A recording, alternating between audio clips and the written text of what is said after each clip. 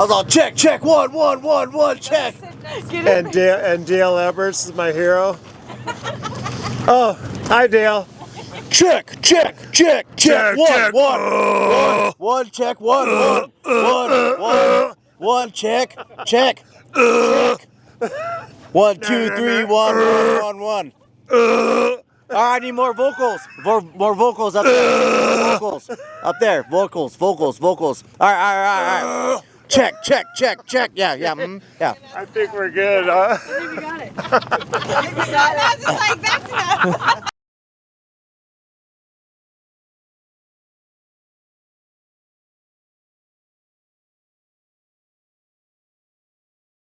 Hello. Legs look normal? Yeah. What do I do with my hands? I don't want it to be all leg. Yeah, we just need to get Dale to quit yawning. Stop yawning. Right. It's past his bedtime. It still says recording? Yes. Okay.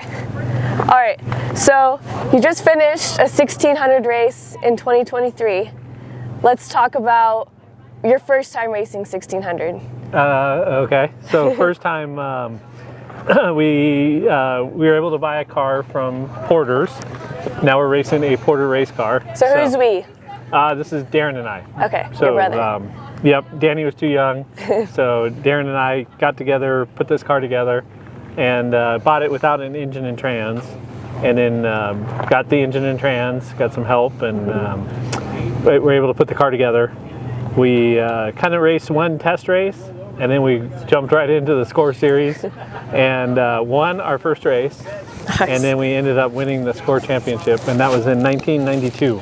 Do you remember anything about that race? So your first time ever racing was Class 9, right? Yeah, so we started in '87. We started racing Class 9, and raced 3 seasons there. Really fun racing, but the cars were a little fragile. Mm-hmm. So go out and do really well. Lead early on, and then the car would break. So just kind of, I think we're just overdriving the car. Mm-hmm. So getting into a 1600 was really cool because you just drive it as hard as you can handle. Just push it to the absolute limit, and it just takes it. So that was fun because it was finally had a car that could handle what we could do. Mm-hmm. So that first race, that first season in 1600. Can you give a little more insight into that? Certain races, anything crazy happen? Yeah, so the first race, the Score Parker 400, was really cool because it was a 3-lap race. So I started, your grandpa, Tom, did the middle lap, and then Darren did the end. Mm-hmm. And so I think we led, I think, all but 1 lap. And got the win, and then kind of kept through the season. Didn't get any more wins, but we were able to come up with the championship. And the championship was pretty hard fought. The Baja 1000 was didn't go our way, and it was took a lot of effort to get to the finish line of that one. But by doing so, we ended up winning the championship. So. What happened during that race? So that car was also, it was a Suspensions Unlimited car, but it was also built by Danny Porter. So a friend growing up, and now we have 2 of the Porter cars. Mm-hmm. So it had a 45-gallon fuel cell in a 1600 car. So 1600 gets 8-9 miles to the gallon. So we could do the entire Baja 1000 Peninsula run with just 2 stops. And so that was the plan. Worried early on that we'd have too much weight in the car, but ended up getting a big lead early on. And just before San Felipe, broke a torsion bar. So we couldn't afford new ones, and they were kind of pitted, and we're a little bit worried, but it turned out to be rightfully so. And broke a torsion bar, ended up limping the car to Portecitas, where I knew there was a lot of old Baja bugs, VW bugs.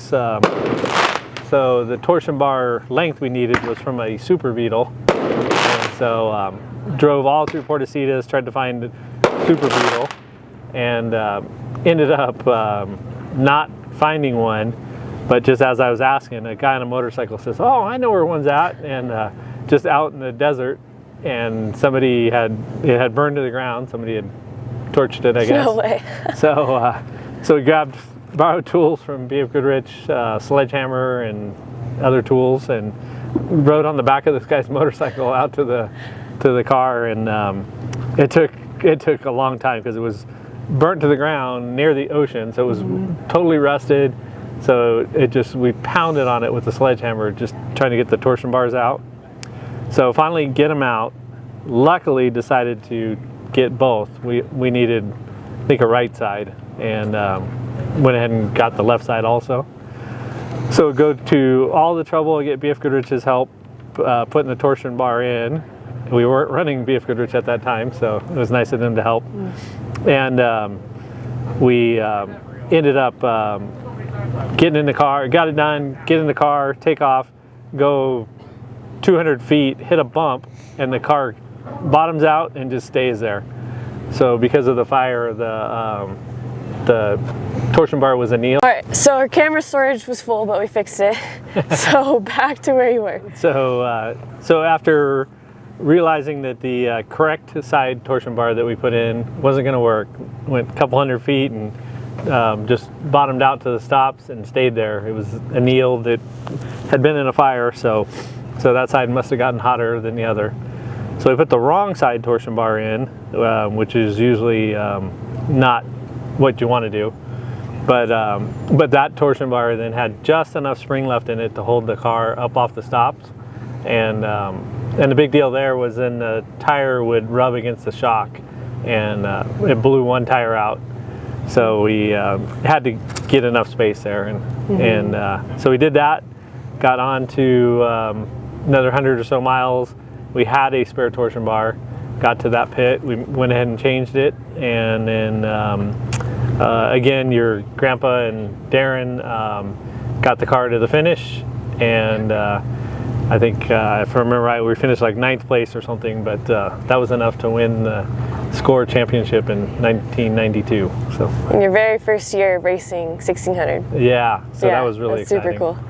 And just have loved the 1600 class ever since then. I mean, they're super challenging to drive because they're very narrow, so you know, get sideways at all and gets up on 2 wheels, which we had that a few times a day, and you know, they only have so much travel, 14 inches or so, so I mean, you're just blasting through these big whoops, and it handles it all, but sometimes it just will, you know, hit a point where it just throws a car sideways or kicks it around, and a little scary sometimes. Yeah, I'm sure.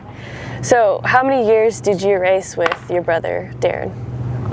So Darren and I just raced the one season together, and then after that we sold the car. Just was a little more than we could afford. We were early 20s, and so ended up, it worked out great though, winning the championship. Just got offers to drive from other teams, and so for 20 plus years just drove for other people, and it was nice. At that point, that was all that we could afford, was just to drive, or sometimes get paid something to do it, but most of the time just contribute our time and go race, and that's what we wanted to do. So it was fun to get that opportunity for that many years. Yeah, that's cool. So what is it like now being able to go back and race 1600 with your son now, when you used to race it with your brother? Yeah. So many years later. Yeah, so just getting to race 1600 is really cool. Like, for all those years of driving for other people, I'd hoped somebody with the 1600 would ask me to drive for them, and it never happened. I just like the class. You're just getting trophy truck offers, no big deal. I like the class that much that yeah, you know, if it was a trophy truck or a Class 1 car or a 1600 car, I would have been stoked with any of them. And so we were able to get our own car, and now get to drive it with my son, your brother. So really fun. You know, you didn't ride in the car today, but a lot of times you ride with us, and you race it too. You got to race it in short course. Yeah, that was fun. So yeah, I think we've had a lot of fun pre-running with the car, racing it, short course. So yeah, pretty cool to get to do big family effort. Cool. All right, so we just talked to Dad about kind of his start in 1600. Now it's 2023, and do you know what year was it that you first raced 1600? 92. 92. Now 92 to 23, he's racing with Darren, and now he's racing with you. So we kind of talked about his first season, winning the championship in his first season. So now we're talking a little bit about our day today. So we'll start with Dad. How was the race today? Good. So we, Barry Caracas Jr. and I started in the car and immediately started side by side.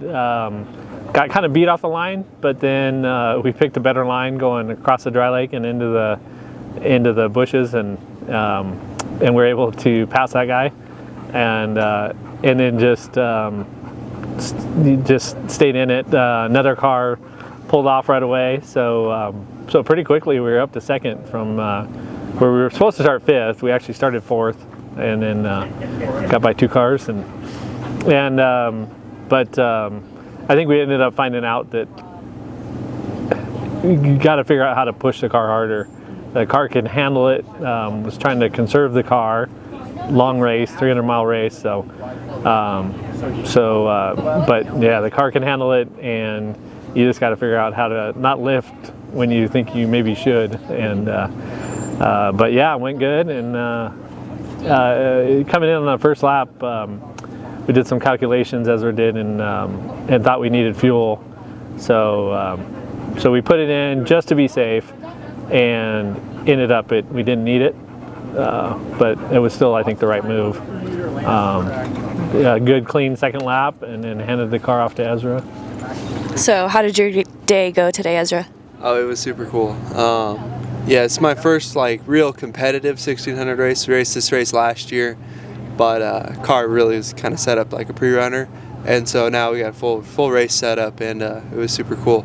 Dad handed off to me in about fourth, and just kind of stayed there the whole time, kind of picked off lap traffic, and then even battled up with some big trucks, some 1450s, bumped them. They probably weren't stoked that the 1600s were bumping them, but it was cool, and Barry rode with me, did an awesome job.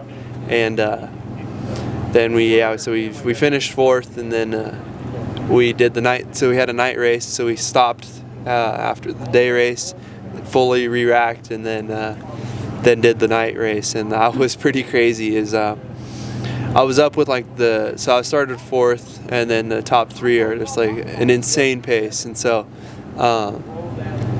my goal is just hang with them. And the pace they run, it's kind of dumb. It does not make sense. It's not safe.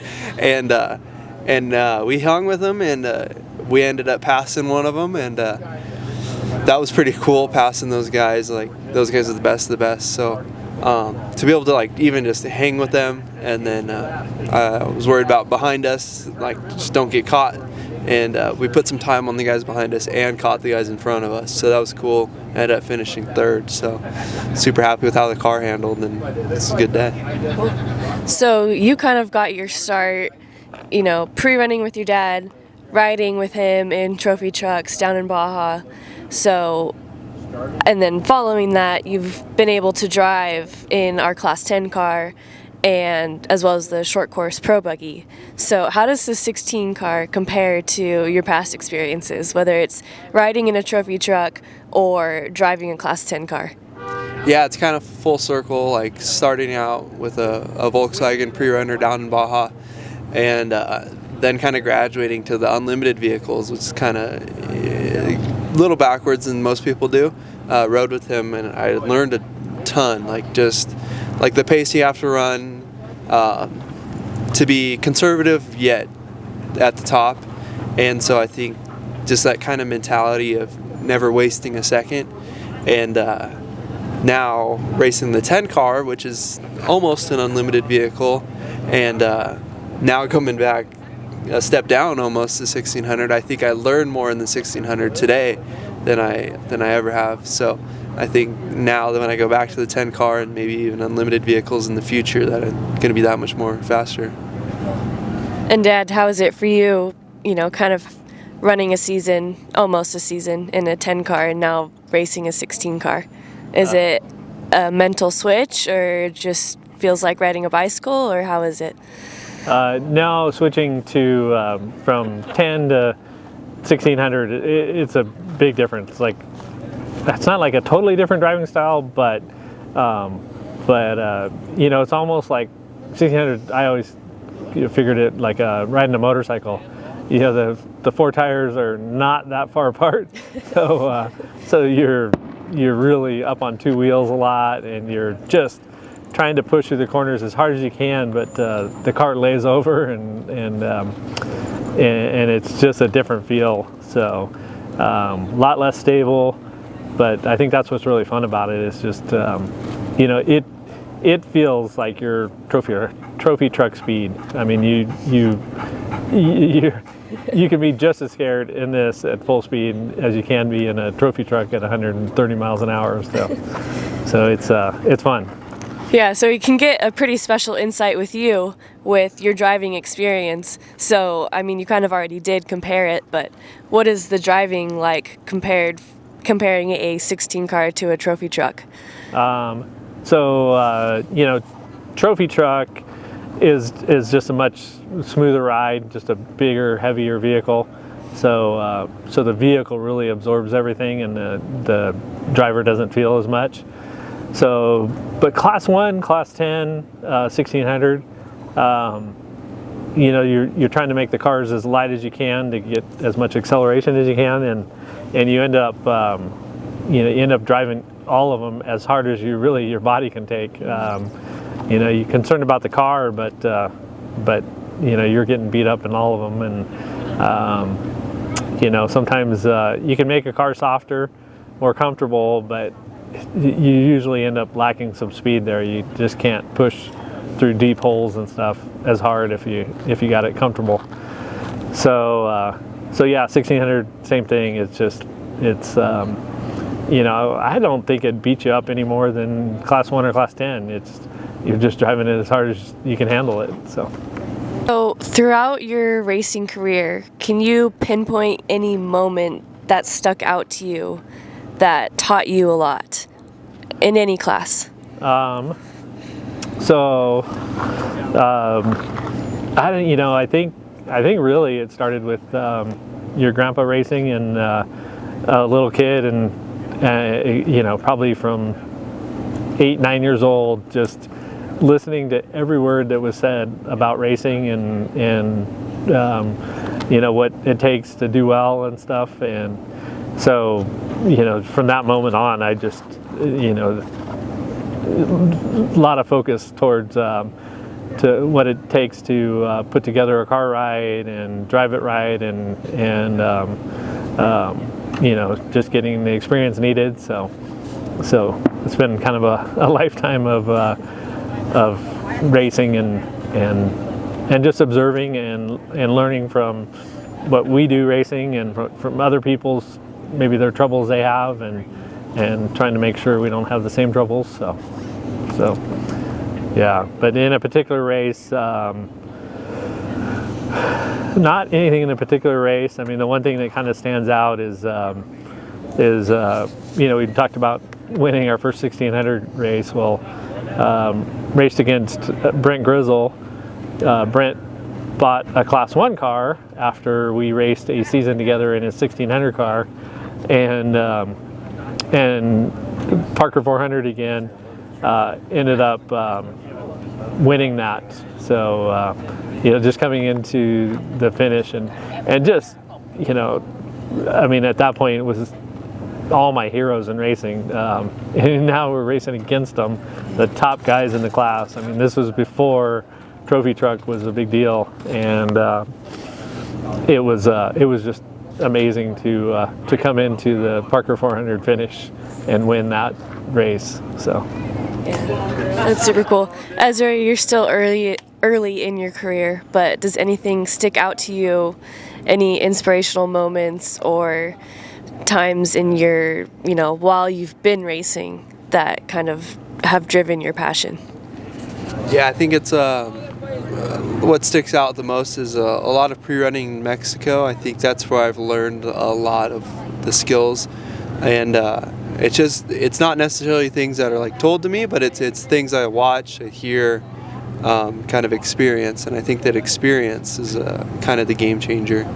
And then getting to race in Mexico for my first time, first like any race ever was in Mexico in an unlimited vehicle, and so just that kind of the pace you have to run and all that, it definitely stuck. It was a little surprising, the raw power in that first race of the car. That was definitely the craziest feeling I've ever, never, just pretty basic pre-runners and stuff, nothing crazy, to go full crazy top runner class 1 car. It was right insane. off the start line. Yeah, and then we ended up winning that, so it was pretty cool. Yeah, that's super cool. What race and what year was that? That was the 2018 Tijuana Desert Challenge. So that was pretty cool. All right, I think that'll be all of my questions for this one. It's getting late. But if anybody wants to see any more, I think we have a lifetime of stories between all the members of our family with grandpa, uncles, dad, brother. So if you want to see more, let us know in the comments. Do the cheesy like and subscribe to our YouTube videos. All right, thanks. Car run real good today. I didn't know what to do with my hands. Thank all my sponsors. Isabel's done great for me.